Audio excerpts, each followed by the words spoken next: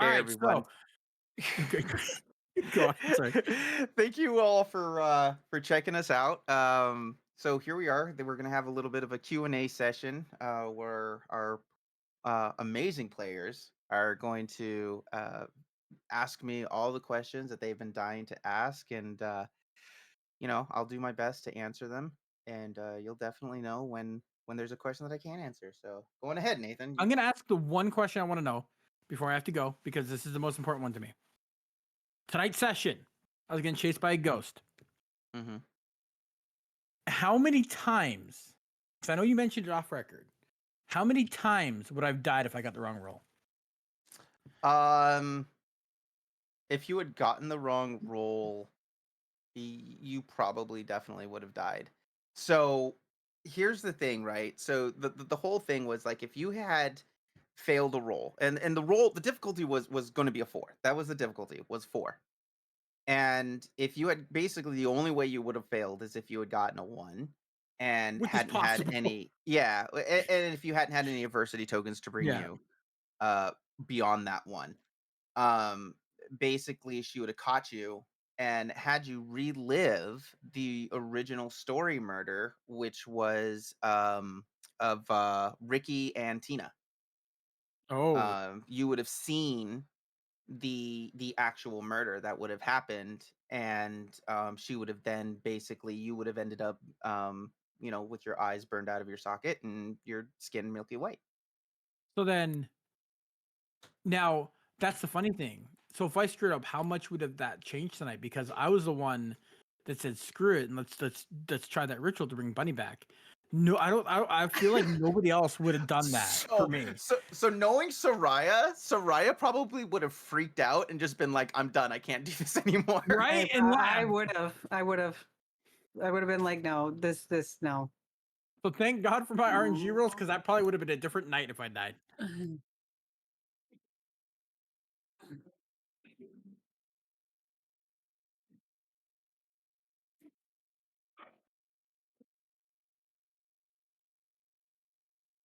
So that's pretty much why the difficulty was a 15. It was one of those things where as I was considering it, I was thinking to myself, well, it's not beyond the scope of possibility, but it would be completely hard. And as I was processing it, I thought, it's not going to be game breaking. Um it wasn't going to be a game breaking thing. And as far as throwing me for a loop, I mean, you guys throughout the entire season have been throwing me for a loop with some of the things that you've done and every and said and have come up with, because I sit here and I'm like, okay, well, I play chess with myself, basically, like trying to figure out every little thing that could possibly happen and what you guys would come up with, and yet I can't think of everything. So there's quite a few times when you guys have come up with things where it's like, okay, I got to change the whole bit around. So that was pretty fun, though. It was pretty fun. It was good. I have a question. So, Mhm. was burning the picture always the answer, or was that just something you gave us a bone to get rid of the ghost? Because like that just seems so out of left field. Like I didn't even have plans. Like because Fluffy was yelling at me to throw it away for some reason. I don't even know why she thought of the picture, and so I just grabbed it and like.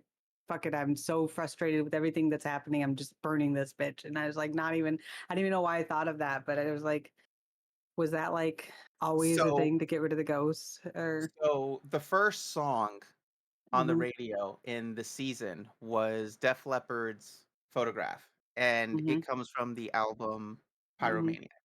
mhm. Yes, that was always the one answer. Damn it.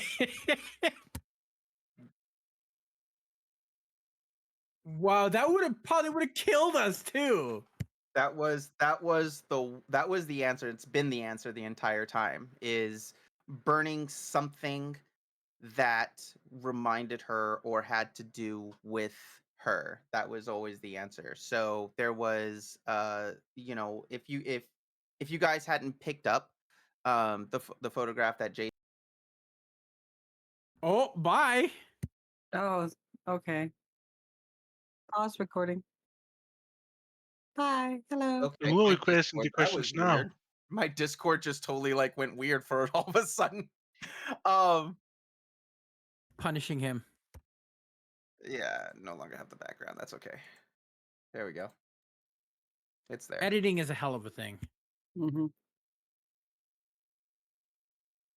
Um, so yeah, like that's always been a thing. If you hadn't found the picture from Jason when he dropped it in the library, there would have been the crime scene photo that you guys found at the end of the night. That was there.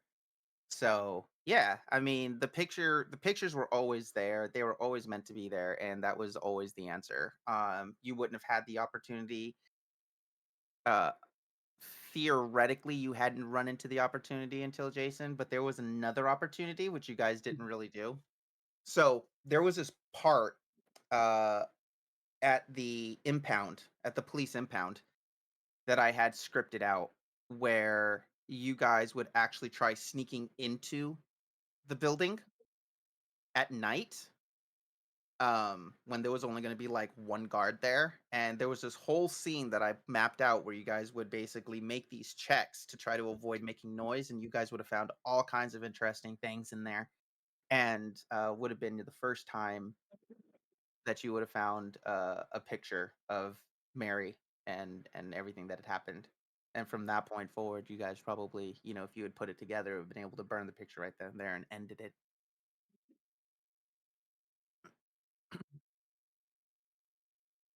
So that brings me to my next question. If we burn the journal, can we save ourselves a lot of nightmares for part 2? Or is it not gonna No. oh god.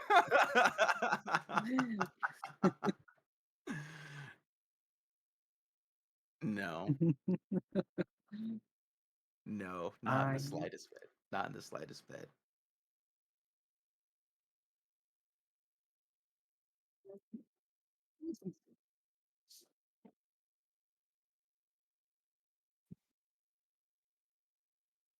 I mean, Ectonium's a thing, isn't it?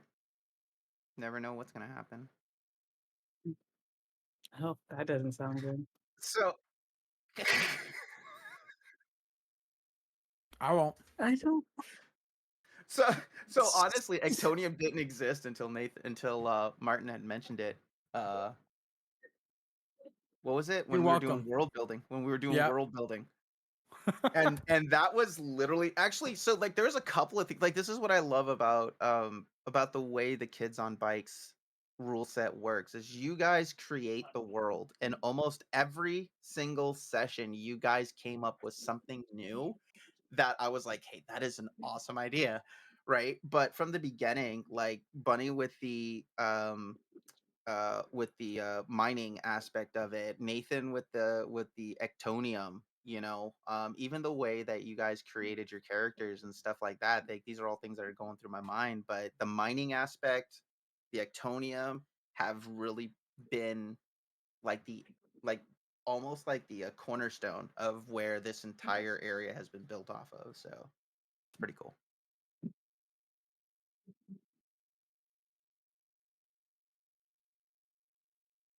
Well, that might be in season something. Season something. What is it? What is it you said, Martin? Quarter 4, I don't 2024. Wow. know. I'm Wow. seriously questioning my sanity and my friendship with these crazies. I mean,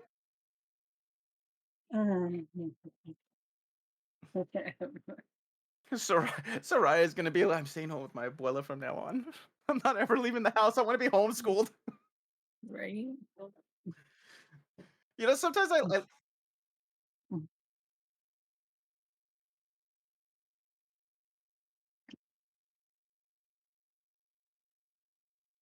Crazily overly optimistic, unhealthily. unhealthily.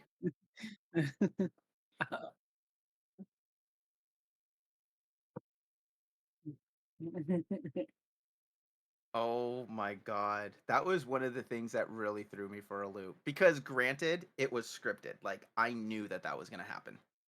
Like it was supposed to happen. You guys weren't supposed to cross the bridge.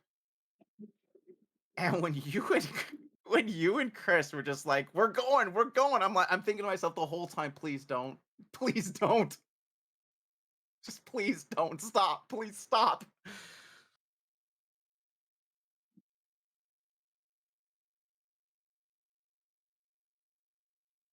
Hmm. And now she's become a rock because of it, and now she's back from being a rock. I mean, constipation is a thing. So am I the only one that was like solely like disappointed in the lack of climax to bring her back? It was just like too easy. So Like, that was like the decision that you guys had to make, right? So were you guys going to go through with it? And honestly, I looked at it and I'm thinking, okay, there's got to be climax. And this is one of those things where a movie plays in my head and it looks amazing in my imagination, but that when it's played out through nothing but words, it's like, mhm, that does kind of fall flat. yeah. But I mean, it was a choice that the kids had to make, right? So like, are they going to leave her as a rock? Are they going to perform the ritual? Or are they going to go and try to press the stone to, one of the available bodies that's out in the driveway? What would have So, happened if we had done the body thing? Would she come back in a different body? um, Or are you gonna leave that in case it happens that again? yeah, that's kind of one of those things where I'm going to leave that kind of like where it's at right now. Let you guys mull on that. Mhm. So, speaking of which, um, and I'm glad Nathan Martin is still here for this. So there was my original concept was as you guys got into the um the bedroom, y'all were gonna see little Kevin lying there, like on the bed, just kind of like passed out or something like that, or half dead or something. And What? I I was yeah, that was my original concept. Like I was thinking about that. I was mulling it over, thinking Man, like, we okay, could have killed Kevin. What a missed yeah. opportunity. I, I was contemplating the whole time, like, should I have like Kevin be there, because he No, was so, I don't you think know, Soraya and Chris would have sacrificed Kevin yeah, even no, as I know they wouldn't have. I would have. Oh yeah. God. Mm. But yeah, Also, like, yeah, go ahead. there was a split second where like I talked about bringing her parents in, but instead of like bringing her parents, because I really felt like we needed more.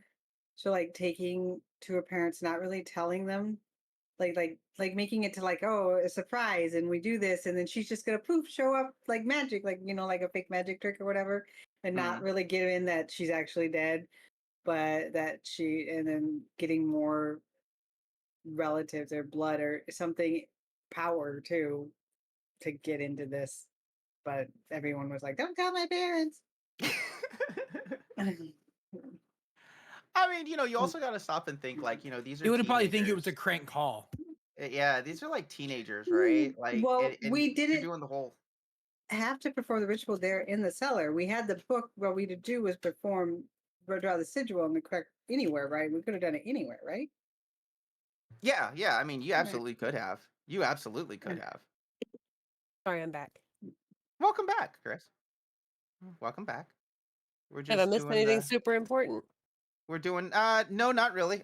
So basically Nathan asked about how the story would have ended up if he had gotten caught, and I told him basically he would have died. And Soraya probably would have been like, "Nope, I'm done. That's it. We're not doing this anymore. I'm out of here." But yeah, Nathan could have died.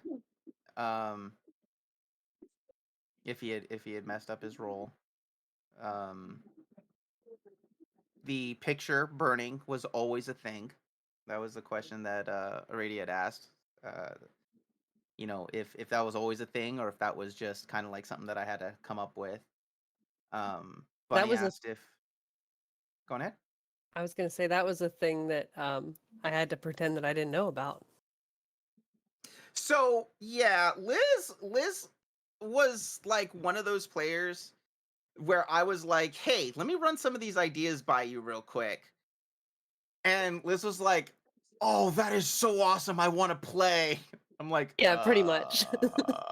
And then I had to pretend I didn't know the whole freaking time. Well, the good part is like in the next season you won't know anything, so you can actually Yes. put all of your brain power into figuring things out. The So, picture one was hard though. a question that I have for you guys. Do you think that there was too much lore expositioned, or do you think that it could have been more, or do you think it was too convoluted, or what? I Like think between the journals and the newspaper articles and all that stuff. I think personally, I wish I had taken more notes. I didn't take any notes I agree. because yeah, I'm gonna need to get mine because next time, like the names and the dates, and I'm like, wait, wasn't she married? Isn't this person? And I'm like, I was so confused by the end. I'm like, who is fucking who? So, like, just to like streamline it down for you guys. So basically, Christina Sumter Mhm. um was was abused, was in an abusive relationship. She was actually in several relationships where people just the men just wanted her money, and that's kind of what turned her into the person that she ended up becoming by the time Michael and Mary came around. um Okay, and wait, hold on. Michael and Mary were Sumners, or was one of them a Sumner? no, neither one of them were Sumners. They were Oh, Crease. They were Crease and Briars. Well, Mary was a oh, Crease and Michael was the Briars. but they were all part of the original three families that started the Yep. right. Okay, Yep, the okay, original three families was Sumter, Crease, and Briars, the okay, SKB collective. Yeah. okay. And yeah, they were they came up initially, everything was fine. They came up, they were trying to get their share of the company. Mary realized that Mary found out she was pregnant, didn't want to fight the whole thing, so they settled for just enough. Um, but then when the twins were born, Michael was like, we need more. We need more. And so he went to Christina. Christina was like, no, you know, and they argued, and she was like, okay, fine, fine. And then at that point, she was like, I'm gonna kill these people. I Bunch I, of I don't have time crazy. for this.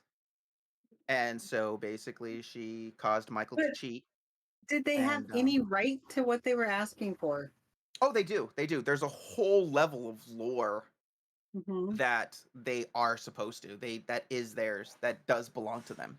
Yeah, we found some of that out in the library. Hmm.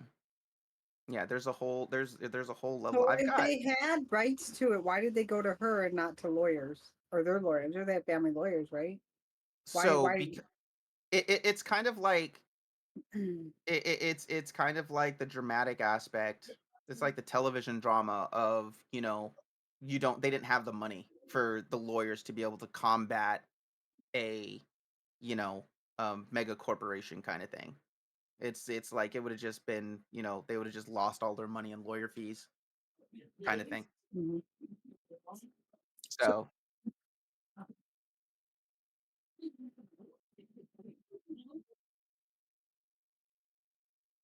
Mhm. Yes. well, yeah, so like that's my suggestion for you guys is like, write down notes, and then even like, you know, write down a little bit of what you guys are thinking, what your characters are thinking and stuff like that. That way, when there are like, 2 week gaps or something like that because of scheduling or whatever, you can always refer to those notes and be like, okay, this is what, Soraya's thinking. This is what Liz is thinking. This is what, so forth and so on. This is what they're thinking at that point in time. Kind of like you guys are giving the recap of of the situation in your guys' words, in the words of your characters, you know.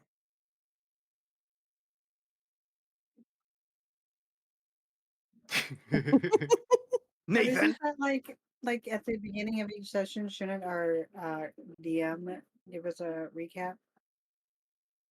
I'll give a narrative recap. You know, It's- basically, but a lot of it is just going to be, this is kind of a little bit what's happened because I can't speak for your characters. I No, I can't know, speak but for. you can like tell like this current Like time, right? names There and was stuff. no And there was no recap, even though there was like a 2 week break and like He normally does a recap, yeah, and he did yeah, not that was tonight. he did not tonight. I was like, wait a minute, we've been gone for I don't even know what the fuck's going on. You just kind of threw us in, and I was like, what the hell happened last time? It's been like 3 weeks. Yeah, I mean, like the funny thing is like I've got I got to be a little. I know on my side I have to be a little bit more organized because there's so many times when I'm like, where are my freaking notes? I know I took them. I know I typed them somewhere. Did I put it on this document? No. Did I put it on this document? No. Oh, there it is. What's it doing there? I think Albie should absolutely continue to not take notes though, because that seems pretty good for his character. hey, I'm just gonna say I doesn't take notes at enjoyed all. I enjoyed what was it bribing Shaggy with food to do stuff. Yes. Great. Will you Oh, come with us if we feed you something? Oh, okay, yeah.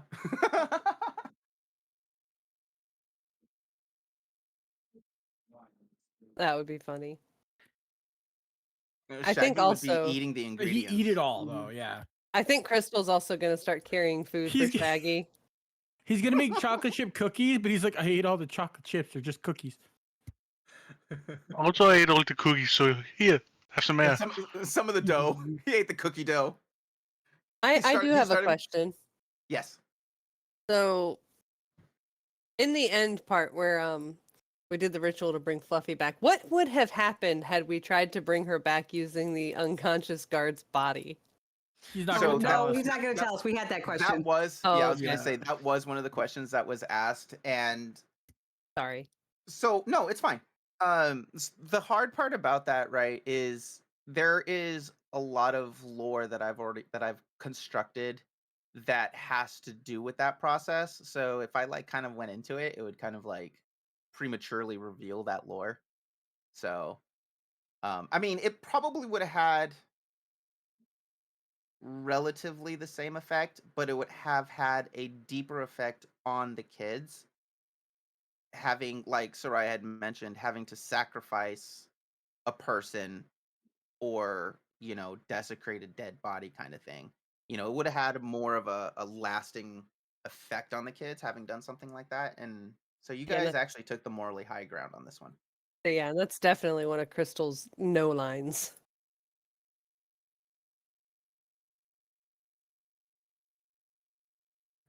Yeah. And that was totally an option too, which I had already planned for too for the next season, like, Bunny's still a rock kind of thing. Who do you think we are that we're just gonna leave her in a rock? Like, you know what? Nah, she's good there.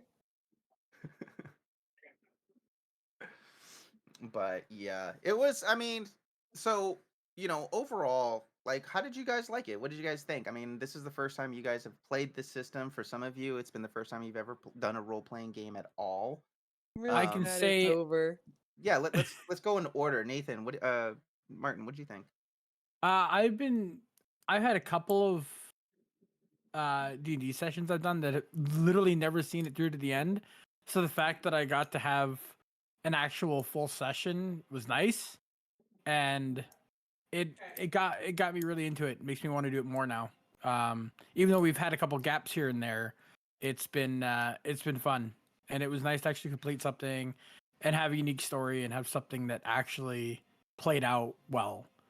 And just like again, seeing it to the end of all the stuff I've been through, this is the only campaign I've ever actually done start to finish where people haven't flaked out. Awesome. What about you, Bunny? What did you think about it? I know this is relatively the first time you've ever done anything like this, so what did you think?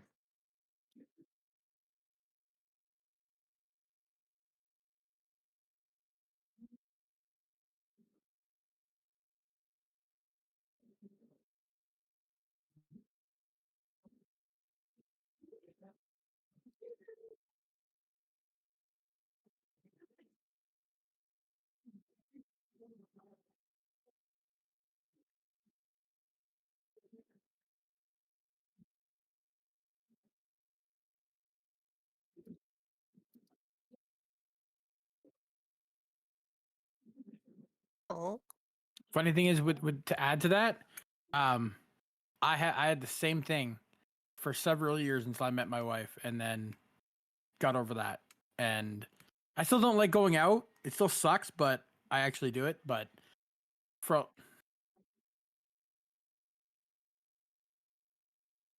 yeah, so I know what you're going through, and it sucks.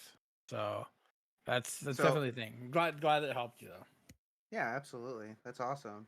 I like being knowing that we can be a part of, helping you kind of break out of your shell and stuff like that. Um, Albie, Albie, what did you think about the whole session? What are your thoughts on That's a good question. it? Okay, get out of character now.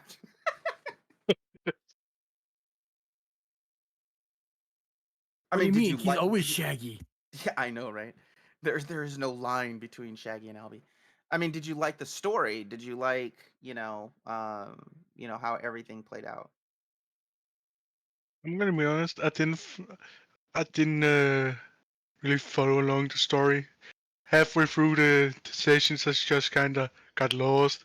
I just kind of followed people. Just following. I'm just me. Yeah, I'm just there.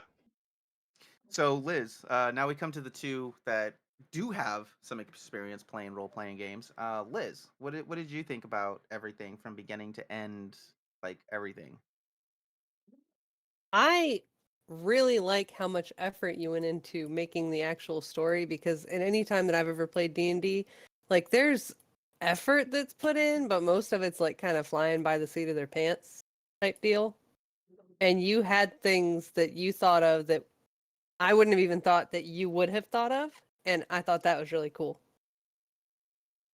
I enjoyed it. I had a good time. And I will say too that I was kind of in the same boat as Bunny. People scare the crap out of me. And so whenever I first started, I was like, I'm gonna be bad at this. It's gonna be terrible. They're gonna be like, oh God, she's here again. But you guys are great. So I had a good time. Yeah, and yeah. And to be fair, there were like I have um what like a blueprint kind of thing, right? Like these are things that I know have to happen, like little bullet points. These are things that are going to happen each day. And that was it, honestly. Like I know the story and I know certain things that have to happen that I wanted to happen every session. Um for the most part, it was a lot of flying by the seat of my pants. So the fact that it came across like I had everything planned out, thank you. That actually is a huge compliment. So thank you so much for that. Aradia, what about you? What do you think? I know you've played a little bit here and there. You have some experience. What did you think about everything? Um, so when I played D&D in the past, both years ago and more recently, still years ago, but whatever.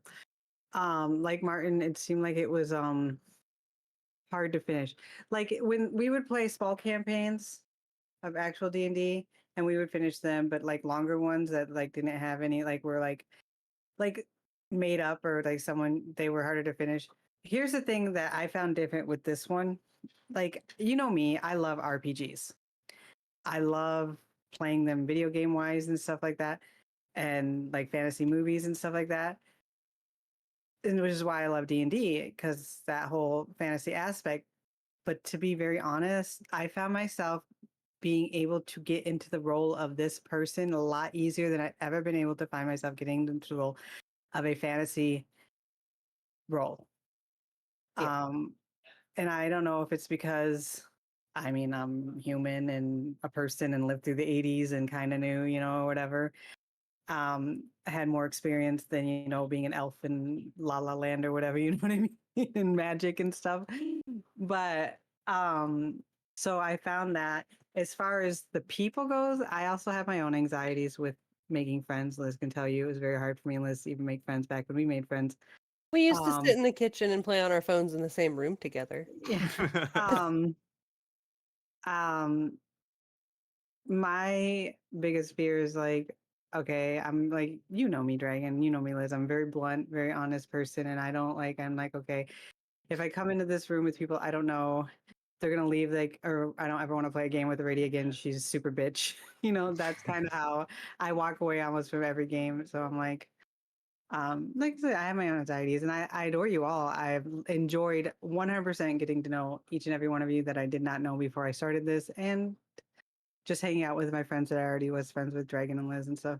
So, but yeah, this was for me. It was interesting because, like I said, it was a role that I felt like it was easier for me to get into than any D&D role that I've ever played, actual D&D, actual like, fantasy or whatever, which just made me enjoy it way more.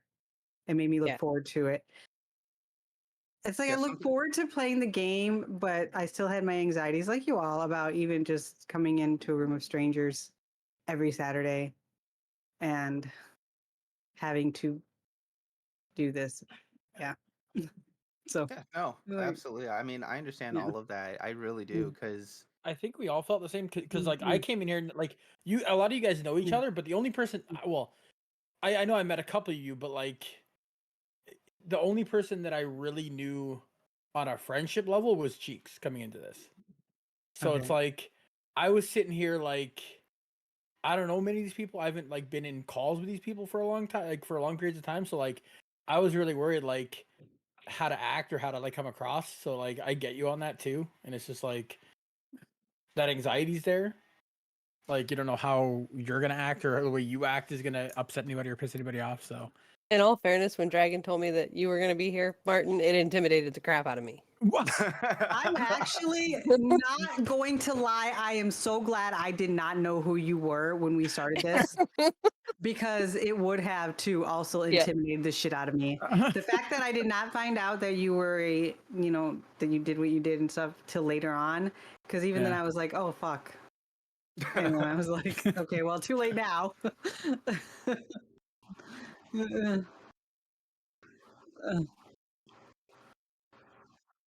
Yeah. Yeah. Pretty Well, much. I Like, hope oh, I'm a he's regular person. he's a Like human. like I am 100% glad I did not know who you were when we started this. I did not know that Aradia didn't know, and I probably would have said something, so I'm glad I didn't know that she I'm gonna didn't be know. honest, like I'm kind of weirded out by that because like I'm really nobody. Like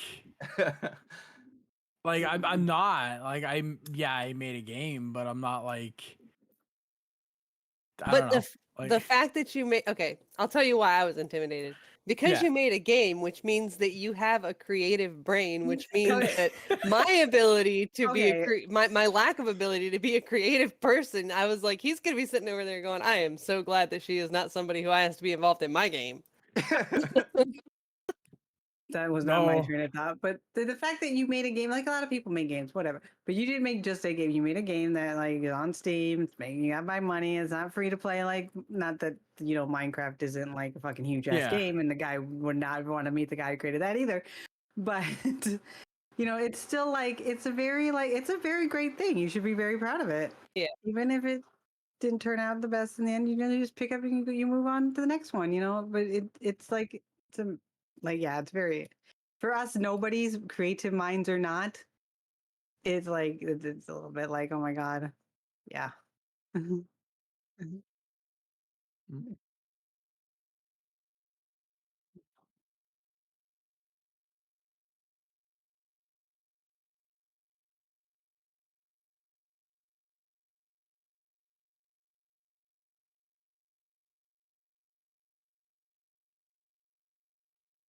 that that's a good Um, question. Let's start. Yeah, let's go backwards. Let's start with Aradia. I actually, because I actually do have an answer for that. And the immediate thing that comes to mind is separating my character from me, like choices I would make, which actually I think was why making this character was kind of easy because I did make her very similar to me in a lot of choices, but there were some things that I would like to be like, okay, that's not who I am, that's who she is, or whatever. And I think that's the hardest part with any kind of role playing game is you have to like make choices that you as a person might not always make, but your character would. Liz, what about you? So I made my character very much like my teenage self. I was a bit of that loner, weirdo, standoffish person in high school. So for that aspect, that wasn't hard. What was hard for me was I knew that in playing my character that she was a character who I needed to make as somebody who would rub people the wrong way. And I try very hard not to do that in my real life. So that was kind of hard for me. That and the fact that who I am now is very different from who I was as a teenager. So even as simple as like I was joking around earlier about how I don't cuss, but Crystal does or would. Getting into that mentality, getting back into the mentality of how I was as a teenager, it made me a little bit self-conscious because I wanted to play her in a way that she would come across kind of crass without actually pissing anybody off. So that was my challenge.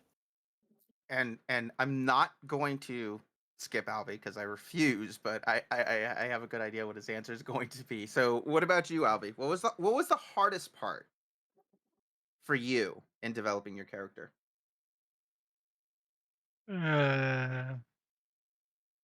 Probably with the personality.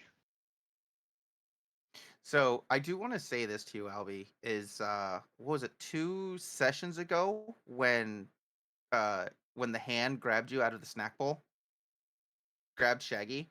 That was like an amazing scene that you played. Because for like a small bits of that scene, I could have sworn I actually heard some emotion in your voice. Yeah, that was perfect. It was so good because What do you you expect? played It was food, He came across as so betrayed by his snacks. It was awesome. it was right? great. It was The great. one It thing that was he great. enjoyed that he loves was trying to kill him. Right.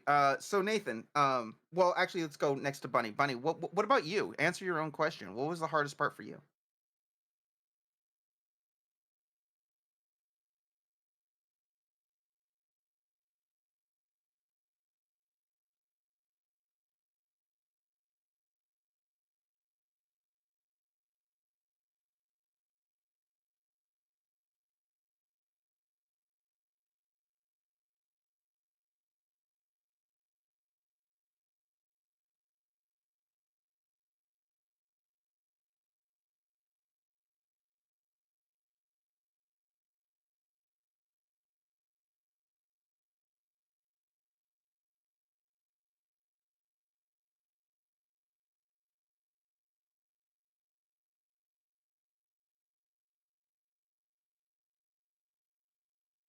And Nathan, what about you? Martin, what about you? What was the hardest thing about Nathan? Honestly, not much. Na- Nathan, like the name was like I immediately thought Winchester. I kind of went down that road with that, but the character itself is into the same stuff that I am, so it wasn't hard. Um, so just I kind of took myself and just added on to it, and um, like the funny thing is like in the story, um, my mom stayed home. My dad's an electrician. Like they are in real life. That's what they are. Um, so that was kind of aspect of that. The whole Ghostbusters thing, obviously, and into the paranormal, like which I am. Like I told you guys, like I've been in so many haunted houses, it's not even funny. And I don't know, like I'm just the whole time, I went with the flow. Like I didn't write things down because I feel like it just hinders stuff. I'd kind of want to be, just all surprised. Like I want to be able to come up with stuff with off the top of my head because it also stimulates my brain. It makes me, a better creative. So I just Yeah. came up with stuff as we went, and like I created Nathan in like an hour. So Oh yeah. like, it was easy for me. I can understand like how some people can be really hard, but I've been creating all my life, so it was fun. And honestly, I hope I get to do more stuff with Nathan, which So, we are. Can we I absolutely are. add one thing after he said that? Yeah. Yeah.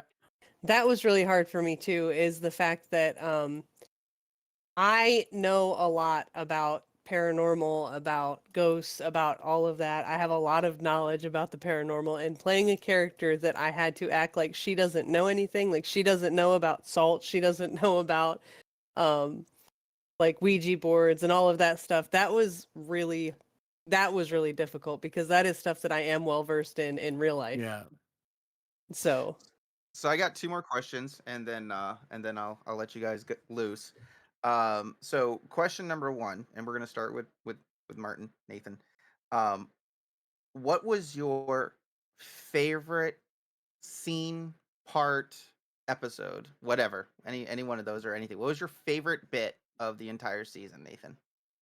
Buddy blowing up because I didn't see it happening. I didn't like they were pushing. I had no idea what was going on. I had no idea what the force was. I had no idea what was happening. And then when you said that she like floated up and then like blew up and like blood came out, I was shocked. Like that was a fucked up moment for me. And it was one of those things where it's like, holy shit, that like like Cheeks just wrote that. Like it was a shock and it was a cliffhanger. And I remember like the whole week I'm like, holy shit. Like what now? And it was a shock and I think it was an awesome moment. And then I'm just going to ask you the second question because I know you're a little bit more strapped for Yeah, time than anybody you're else. fine. So the second question is, what is your opinion on Little Kevin? To be honest, I was kind of sad there wasn't more of them because it was kind of fun bouncing off of it. It was funny. It was funny as hell because um really scary. Like there was a kid in school who did the same stuff, always like hanging around like the older kids, and his name was Josh, and he'd always um run up to us and be like asking us questions and stuff like that. He was into WWE and stuff, and we were too. And he'd always like come to us talking about like what happened on wrestling and stuff like that, and like hanging around with us. So like it was kind of really close to how you had Kevin portrayed, and it was fun to bounce off of it, and it was fun to work with it because I got to do it without actually pissing anybody off. So it was fun, but I wish there was a little more of it because it was entertaining. Yeah. And Bunny, what about you? What was your favorite part, bit, scene, even an entire episode? What was your favorite? What was your favorite part of the season?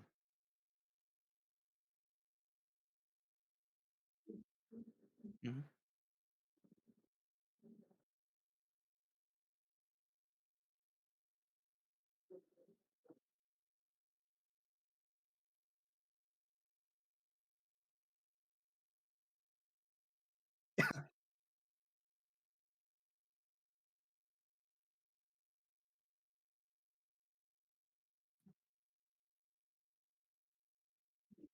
Mhm.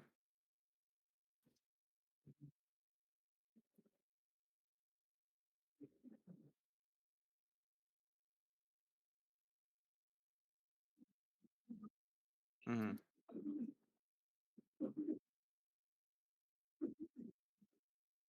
I thought I was dead too. I was sitting here like, damn, he killed me off that quick. Damn. And what did you think? What did you think, Fluffy, of Little Kevin?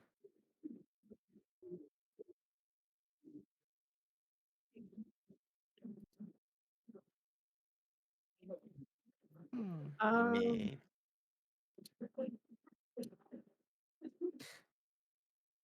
Albie, what was your favorite part of the season? Uh,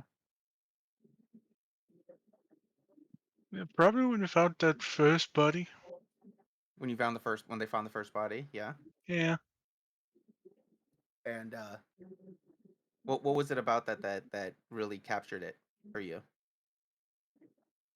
Uh, yeah, people's reaction.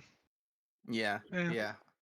I found that super funny too. I did just the whole way that first reveal came out. That was great. It was classic. And what do you think of Kevin, Little Kevin? I want to murder him.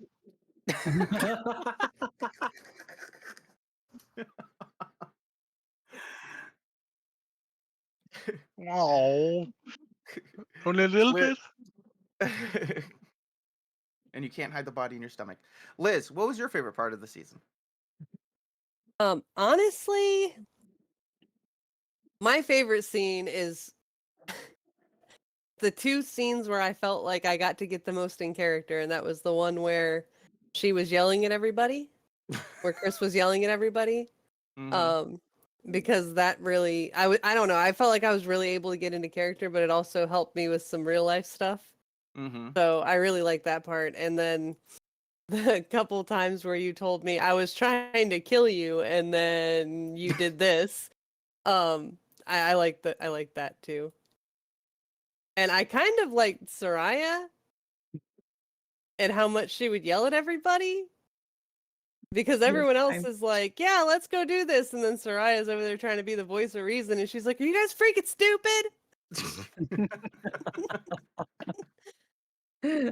And what do you think of Kevin? I am on the same page of I am sad there was not more of him. I really like Kevin. Oh, I maybe I'll feel like have to.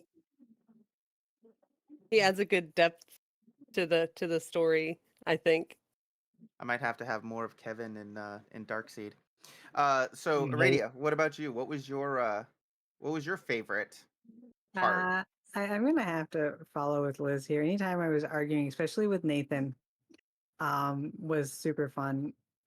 Because like I know I didn't really give much of my backstory, and then I kind of added in like halfway through the season about Soraya's grandma being so she kind of grew up with that whole like supernatural side. Her grandma being the town witch, knowing all the lore and stuff, and but she's also very logical, very so while she knows it and believes it, she doesn't like to believe it. She doesn't like to admit it's real. She likes to see more logic and more reason in things.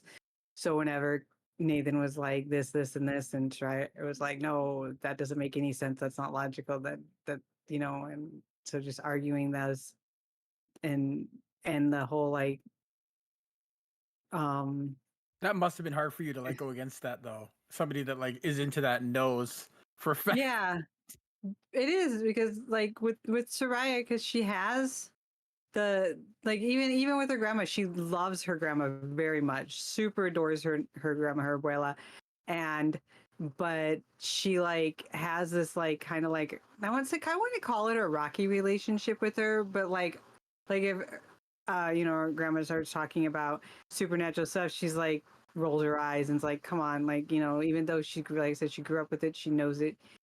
Um, and she just like but she's very intelligent, like her intelligence, her like highest stat or whatever the intelligence stat is. I don't think it's intelligence, but you know what I mean.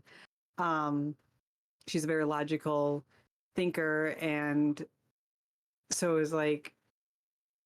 was super fun for me to be like, while I believe, well, yeah, this is totally possible, this is crazy, I'm going to argue it. I'm going to try and find the reason in it and the logic in it, and not automatically go to the superstition and the crazy.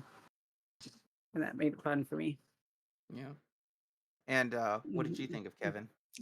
Uh, I also like Kevin. He was fun. He was a good comic relief, I guess. Sign kind of, and sometimes you needed that that little bit of something to kind of like take a little bit of the seriousness out of like friends dying, people dying, and he kind of brought in that little bit of relief. And he was like, Relief of the yeah, yeah, tension. yeah. Um. And I love So. Nathan going off on Kevin. Oh yeah. Oh, I Yeah. did Oh, yeah. too. Trust me. That was my favorite fucking part. Loved it. So like for me, the f- the- there are so many scenes, so many parts that it's really hard for me because whereas you guys are getting into character and almost performing, I get to sit back and kind of just like listen to everything. Even when there's that chaos where all of you are talking at the same time, I'm still listening to everything that you guys are saying. Um, and there's some just like some just chef's kiss gold nuggets of just complete amusement in there. Um, But like I've already mentioned to Albie, I mean that's probably one of the parts of mine that was the absolute favorite when he got betrayed by food, and like I could almost hear the betrayal in his voice. It was great. I love that part. Um, you know, uh, uh, the the the silence that came when Bunny died, from everybody. Everybody was just like quiet after I described that scene, and everybody was just like, what? And then obviously we ended the episode. The thing with that though is we had like a sense like because you had said, "Oh, there's a chance you could die and come back as a ghost." When that happened, I'm like, "That son of a bitch actually fucking did it. He killed one of us." um and then I think geez, I think my favorite Nathan moment was and I think it was more or less had to do with Martin about how I would describe something to him, and then it'd be like, yeah, but then you don't remember it. And then Nathan's like, I don't know what just happened. Yeah. Being able to play with that. Bunny, just the ability to have that complete ability of yours when you were a rock, just be completely like, oh my gosh, I don't know what's going on here. What is happening? You know, Chris, Liz, I'm sorry. The two moments, your the moment when you were on the porch at Bunny, what was it? Was it Nathan's house? Yeah, it was Nathan's house Yeah. when you were when Chris was on the porch breaking down after Bunny had died.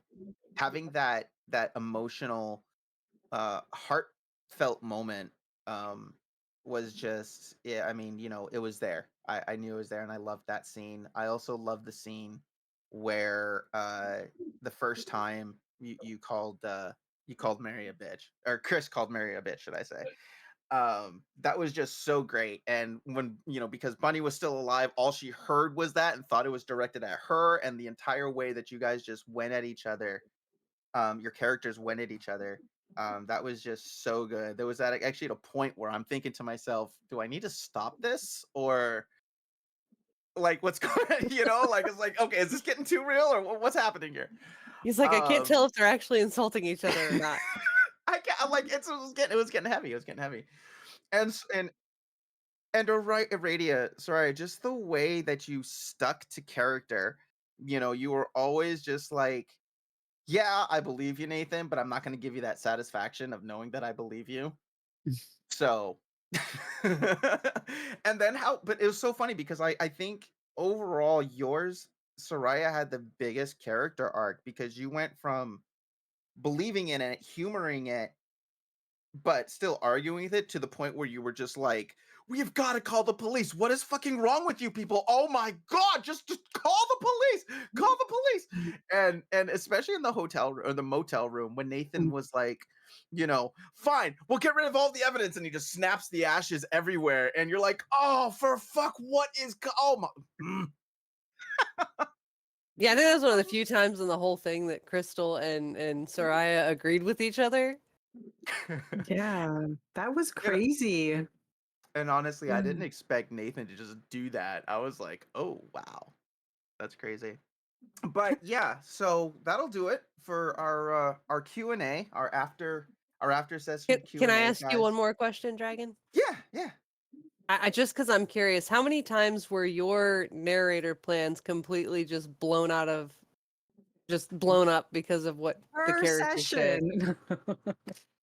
Yeah, it would have to be per session at least once or twice. At least once or twice. I just picture Dragon tearing pages out of his book. Well, that's not happening now. Oh my god, guys, I had an amazing season with you. This was so much fun. Thank you so much, everybody. Martin, Fluffy, Albie, Liz, Aradia. Thank you guys so much for joining me.